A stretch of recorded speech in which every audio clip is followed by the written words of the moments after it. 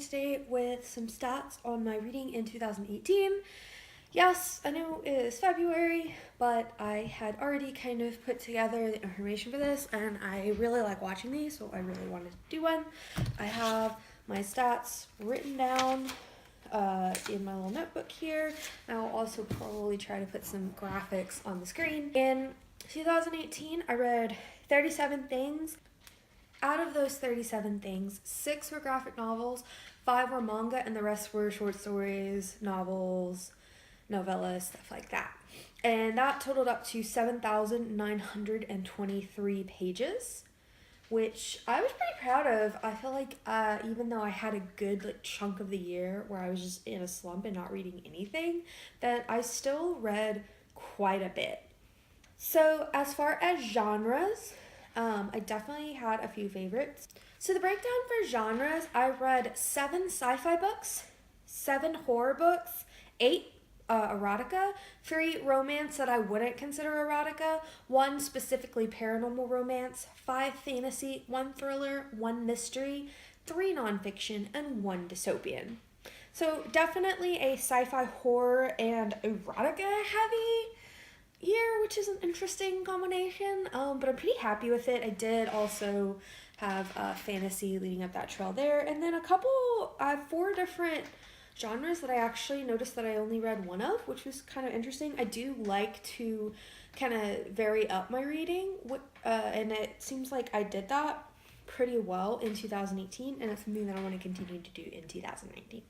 The next stat that I'm going to go over is gender of authors and protagonists. In 2018, I read 14 books written by male authors, 17 books written by female authors, 5 books that had 2 or more authors where there was at least 1 female and 1 male, and then 1 book that was, I put unknown because I honestly couldn't find any information about the author. I had no way of verifying what gender they identify as, so I'm just unfortunately going to have to leave that as unknown. I actually really couldn't find almost any information about this author at all, so that is kind of why I'm saying unknown.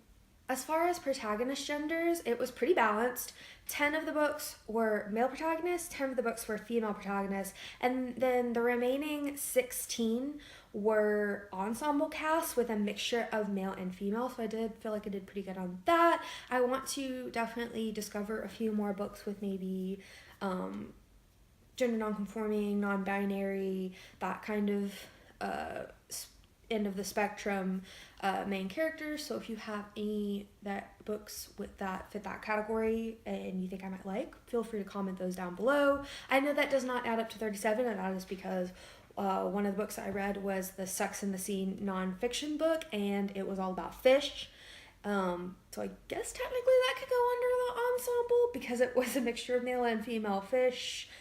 The author, so narrator, was female, but yeah, I didn't feel like I could lump that into any kind of protagonist gender statistics because it was a book about fish. So I've said on my channel before that I read mostly adult books, and that was true in 2018, though I did read some YA. I read 3 YA books, and the rest were all adult fiction. So because I thought it would be fun, I broke down what decade the books that I read were published in.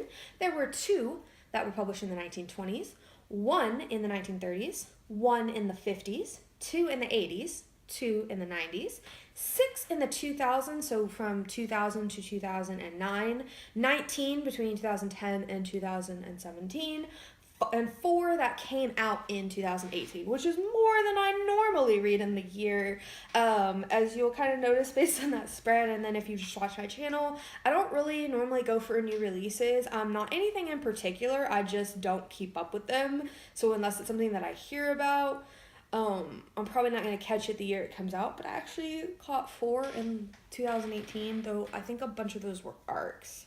So the next statistic that I want to talk about, I kind of briefly touched in my author and protagonist gender breakdown. I didn't have as many diverse reads as I really would want to this year. I've already put out a call on Goodreads for adult sci-fi and fantasy written by non-white authors, and I've gotten like 20 recommendations, which is great, and I'm really excited for that. I'm going to try to get my hands on quite a few of those, either through local used bookstores or through my local library. And in general, I'll kind of put up a chart that breaks down what my diversity stats were, but that is going to be a goal of mine in 2019. I know I have a lot of random goals, but in addition to the 2 books every month that I already own that I'm asking people to pick which of those I read, even with that, it leaves, half of my reading goal throughout the year completely open, and I kind of want to fill a good chunk of that with non-white authors, more LGBTQ plus authors, which I believe is the category that I read the most of diversity-wise, on voices type stuff. I feel like I'm doing pretty good on balancing male-female authors, but like I said, I do want to try to read more non-strictly male-female authors, so non-binary, gender non-conforming, other areas of that spectrum. So I'm definitely looking for recommendations for that, if there's anything that you think I might like, specifically adult horror, fantasy, or sci-fi. So yeah, kind of sad on my diversity chart this year, but it is something that I've kind of recognized and want to do better in 2019. So the next stat that I want to go over is the shortest and longest books that I read in 2018. I'll do the shortest first. The shortest book that I read in 2019 was Taken by Tentacles by Jessie Snow. That one was only 43 pages. Watching Sin by Laurie King was only 63 pages, and then The Cybernetic Tea Shop by Meredith Katz was 65 pages. So all of my shortest books were under 100 pages. So I read a lot of really short things, but when I was tallying up my longest, I read a lot of really long things as well. My 3 longest were Pet Sematary by Stephen King, which my edition was 542 pages. Let the Right One In. I'm not going to try to pronounce his name because I know I'm going to butcher it. One of these days, I will look up a pronunciation of it and be able to say it on one of my videos. But that one was 513 pages. And the 3rd longest was actually a manga omnibus. That was the Frankenfran omnibus. That was 384 pages. Another stat that I kind of took the time to look up because I thought it was really interesting was to look up the 3 most obscure and most well-known books, and what I used to measure that was how many reviews it had on Goodreads. The 3 most obscure were Daddy's Baby Girl by M.L. Doss. That one only has 6 reviews on Goodreads. Next was The Incubus's Prey by Lola Delory, and that one only had 7.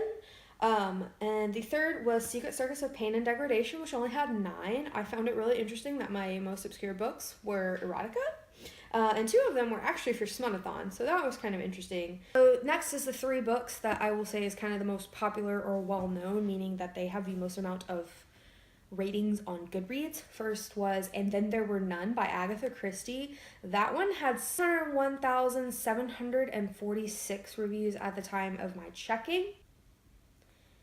The 2nd was The Time Machine by H.G. Wells. That one had 348,823 at the time of my checking. And my 3rd was also happened to be on my longest books list. That was Pet Sematary by Stephen King. That one had 331,683 votes. So quite a big difference. Under 10 to like in the several 100,000 reviews. Last couple things I'll go over is that my average rating of books sat right at 4 stars, which is pretty awesome. And I had 11 5-star reads. I would say that 11 5-star reads makes it a pretty good year. So how about you guys? Do you have any interesting stats that you looked back on for 2018? Are there any stats that I mentioned that you found interesting, or any recommendations maybe you have from the stuff that I asked for earlier? I hope you're all having a wonderful 2019 so far, and that you've read many awesome books. Good night, bookworms.